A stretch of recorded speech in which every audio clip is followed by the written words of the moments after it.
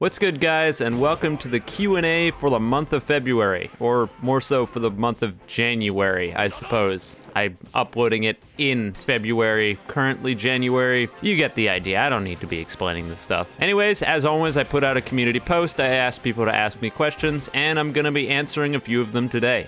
I'll tell you the same thing that I tell you at the beginning of all of my Q&As, which is don't bother leaving questions in the comments because in all likelihood, I won't see them. Keep a lookout on the community posts and your notifications at the end of each month because that's when these kind of posts to ask questions come out. With that being said, I don't think we need to waste any more time, so we're going to get into the first question, which comes from a Russian name that I can't pronounce. Go figure. They asked, since we often talk about what needs a nerf, it would be also nice to hear which stands or specs do you think need a buff. Would be interesting to hear your opinion. I think this question's a little bit difficult to answer, mostly on the basis of some things I would say need buffs, but more so in the sense that they just need to be totally reworked rather than buffed. And I know there's a question that comes up later talking about reworks, so I'm gonna ignore reworked stands and more so stands that could just use a flat buff to their current moveset instead of something that just got totally changed. And the biggest thing on here is definitely the world, which is what you're seeing right now. I don't even think this needs large buffs. It needs incredibly slight buffs, and it will be really good, but it's probably never going to get them. The kick barrage's final kick, for some reason, doesn't confirm out of the move, and you can counter it and do all kinds of whack stuff with it, and I don't see why. I don't get it. Road Roller is just stupid and should be turned into a grab rather than whatever the hell it is right now. And something that's even more interesting about Road Roller that I learned recently is that even if you get a block break, Road Roller is not the best option. If you're using boxing, you can do some block break combos that do more damage than the Road Roller, which means that at the end of the day, Road Roller has basically zero purpose. And the fact that it uses Rage 2, like, come on, seriously? Another one, Tusk Act 4. This one I think could also use a rework, but if they just buffed what it currently had, then it would be fine. Namely, it's not even buffs, it's more so fixes. Number one, if the nail shots actually worked properly and didn't get stuck in the air, that would probably help a lot. And number two, if the final nail in the nail shots had just a teeny bit more stun so that you're basically just guaranteed at least an M1, just like you are off of knives, I think that would really help the stand. I'm sure there's more I could come up with, but those are just the two that pop up when I think about it off the top of my head. Our next question comes from Ghost, who asks, although we all know it won't happen, which stands do you think could use a rework? I've seen you mention Crazy Diamond and a KCR, but I'm curious on what's the full list. Well, if you're looking for a full list, I don't really think I could list it out here because I think there's a lot of them. But what this one comes down to is there's a lot of stands in YBA that were put in and they had their movesets added a really long time ago, and then they haven't really been updated since then, and so we've just kind of sat on bad stands for the longest time. It looked like they were going to go back and start reworking some of the old stands with the Magician's Red update, where they reworked that whole thing, and now it's pretty good. But stands like Sticky Fingers, Purple Haze, Mr. President, those kind of stands, they're just not very good. Their movesets aren't super creative, and it feels old to play them. White Album also probably falls in that camp. The thing is that the quality of standards has risen since those stands have come out, but the stands themselves haven't been brought up to reach that quality of standard. And so when you look at the visual fidelity and in-depth moveset of something like Red Hot Chili Pepper against something like Sticky Fingers, you can see such a clear and contrast difference, and that's why I would say that those probably need reworks. The next question comes from Cthulhu Gaming, who asks, what changes to Gold Experience do you think would make it more reliable and fun, whether it's new moves, move changes, or a total rework? A total rework is the answer to this one, because Gold Experience is pretty much a lost cause. I've talked about it a few times before, and Gold Experience got its own video, but basically every single move that Gold Experience has sucks. I would say the only good move that Gold Experience has access to is Tree, and that's not speaking a whole lot highly of everything else. Frog Punch is an incredibly finicky move that's also a really easy perfect block, and also ends you neutral with your opponent, so you can't even get any M1s off of it, which doesn't make any sense. Bird is just one of the worst moves in the entire game. Huge startup, really easy to block. basically accomplishes nothing. And the beatdown, as I've talked about many times before, first of all, pretty hard to land. Second of all, even if you do, they just block the final hit and 80% of your damage goes bye-bye. So yeah, gold experience, it's a lost cause. It basically requires a total rework, and if it doesn't get that, then it's just never going to be good regardless of what they do to it. Number 4 comes from Vasily J, sorry if I messed up your name, who asks, do you think adding game modes like Team Deathmatch, Capture the Flag, Free-for-All would fit in YBA and add more variety? And yes, I do. This is actually something that I've been saying for a while.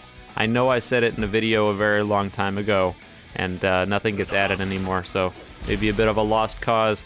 But I've been asking, or wishing, I suppose, for a more casual environment where it's just PvP and team-based PvP for a good while. We have 1v1s and 2v2s, which is an incredibly competitive PvP environment, and then we have main game, which is effectively item and stand skin farming simulator, but there's no middle ground. And so I wish that there were team modes that you could either queue in by yourself or with a party. Regardless, the game can definitely support it. There's enough people, I'm sure of it. And you just get thrown onto a relatively large map, and you could play TDM, Capture the Flag, Free-for-All, King of the Hill, that kind of stuff. I think it would be fun. It's never gonna happen, but it would be an interesting concept, and I would like to see it.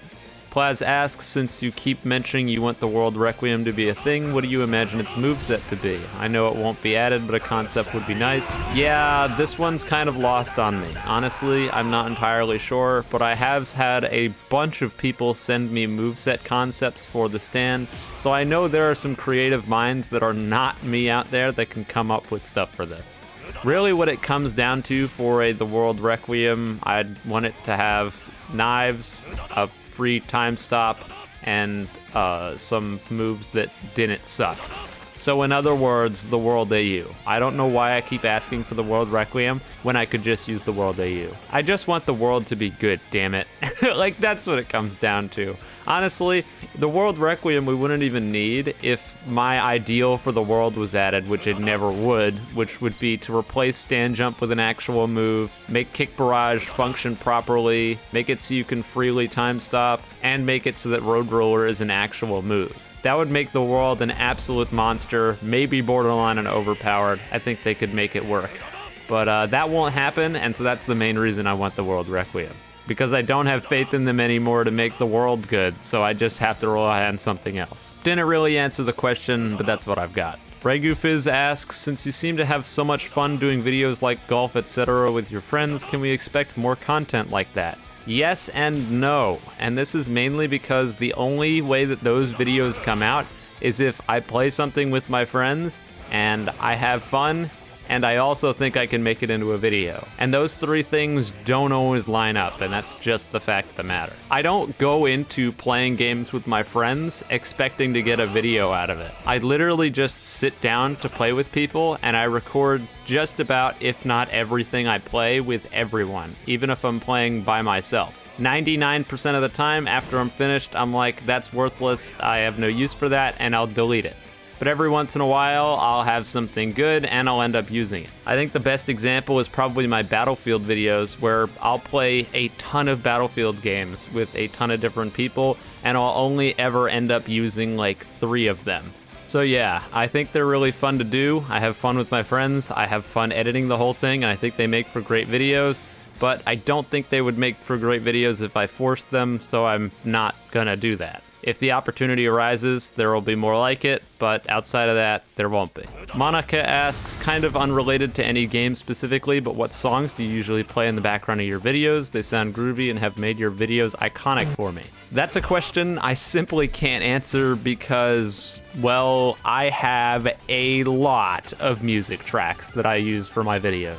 If I pull up my music player right now, it says that I have around 830 tracks of music just on one of my hard drives alone. And so when I go through to pick music for specific areas of a video, I have a lot to work with. I really like the soundtracks of a lot of Nintendo games, and so you can probably pick up that there's a whole lot of stuff from things like Pokemon and Mario.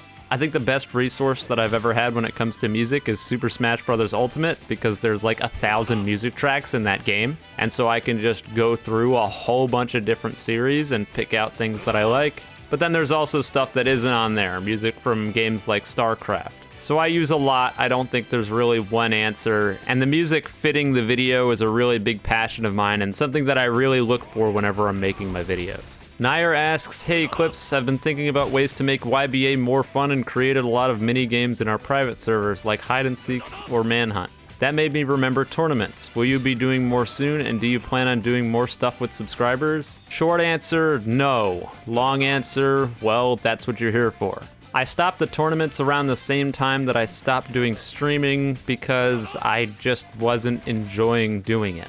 When it came to the tournaments itself, it almost felt like I was limited, and I really wanted to expand it and make it more in-depth and have more participants and do all this different stuff. But from an actual standpoint of I can do this versus I want to do this, the I can do this was totally swallowed by the fact that YBA just can't support that as a game. For reference, there was a point where I was really hopeful and I was thinking about announcing a massive tournament through the entirety of the Eclipse community Discord, and I was going to have this huge whole thing, and then it started to dawn on me that trying to fill up enough servers with 16 people or something, and with something with hundreds of entrants, trying to track all of that, especially over the internet, and when considering how people can screw stuff up, and the trolls, and it's just all these things compile on top of each other, and we get to the point where it's just not feasible. And so what it really came down to was I was effectively locked into a really small, intimate tournament with only 14 or so participants, and something like that isn't all that entertaining most of the time, and the vast majority of the time, nothing would really happen of note, and it would just be the same stuff over and over and over again. I'm gonna rip on my tournament participants and my viewers because I guess I can, but most of the people playing were just bad, and watching bad matches of YBA really isn't that much fun. And so if you look back on most of the tournaments, usually it was one, maybe two good players steamrolling people, and then really, really long matches of bad players trying to not die and basically just running circles around each other because they couldn't hit their moves. And that kind of stuff would be written out on a really large-scale tournament, because when you have seeding and that kind of stuff, which is probably all going over your head at this point, then you can just directly tune into games that are with really high-level players, and you can watch good games. But when that stuff doesn't exist, it's a crapshoot, and most of the time, it's just a bore fest watching two trash cans not parry Skull Crusher 6 times in a row. On that same vein, stand variety was nothing short of miserable. Very rarely did anyone ever come in with any sort of experimentation, and 99% of the games it was King Crimson Requiem, Star Platinum of the World, TWO, and that was it. That was just all you saw every single week. 80% of the people using that, and it wasn't fun to do, it wasn't fun to watch, and that's why it stopped.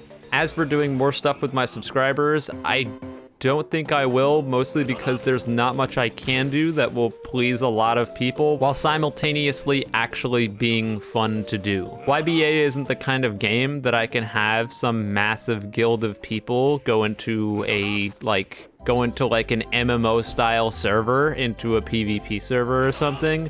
It just isn't that. You have 16 players per server, and that's not enough with 160,000 or whatever subscribers. And doing things where I just do something with one individual person obviously is also not really there. So my options are limited. I don't feel like there's much I could really do to please everyone or even a lot of people, and because of that, I'd rather just not do anything than make other people disappointed that I didn't play with them or that kind of stuff. Sardine asks, what are your hopes on YBA, if you even still have some? Do you think there's a chance that Uzu is working on a big update with a new stand or reworks as Crazy Diamond and Purple Haze in a single shot and good balances? Well, in short, I do have hopes, but no, I don't think that your hope is accurate. I think the odds of Uzu having a quote-unquote big update coming are real low. I'll just be honest with you. Last time I said that the next update was gonna have stone free and maybe a rework to a stand, and we got literally nothing. Zip. Nada. We got stand skins and that was all. No balance changes, absolutely nothing. So rather than saying I think that the next update is gonna have stone free, maybe a rework and some balance changes, I'm gonna say that my expectation is literally nothing. It has gone down the toilet. It's gonna be nothing but stand skins on Valentine's Day. That's what I think. There's gonna be a Valentine's update. It's gonna have skins and nothing else. Now, in reality, I do think that it'll probably have something in there at the very least, but at this point, I've been shown up time and time again saying that I think something's going to happen, and then they prove me wrong and it's worse, so I give up. As for the hopes on YBA, my biggest hope, which is basically a non-existent one, is that Uzu will finally just be transparent about what's going on and stop being a shadowy figure. As it stands, no one really knows anything about Uzu, and I think that's obviously by choice, and I don't really have much of a problem with that. You can be an anonymous user on the internet if you want to be, but you also own one of the biggest games on Roblox and have to have some sort of public relations or PR. Otherwise, we've got the situation we've got right now where the players have absolutely no information and they're just sitting there like, what the hell is going on? And then their response to that is, there you go. It's literally nothing. There is no response. Normally, I would tell you that I think Uzu's probably well aware of how upset a lot of people are about the stand skins, but I don't even think that's true at this point. I think Uzu is so disconnected from everything, he doesn't even know how upset people are about stand skins. He doesn't even know about these balance problems. He doesn't know about any of it because he's so far cut off from the community and anything to do with his game other than directly creating it that he just doesn't know.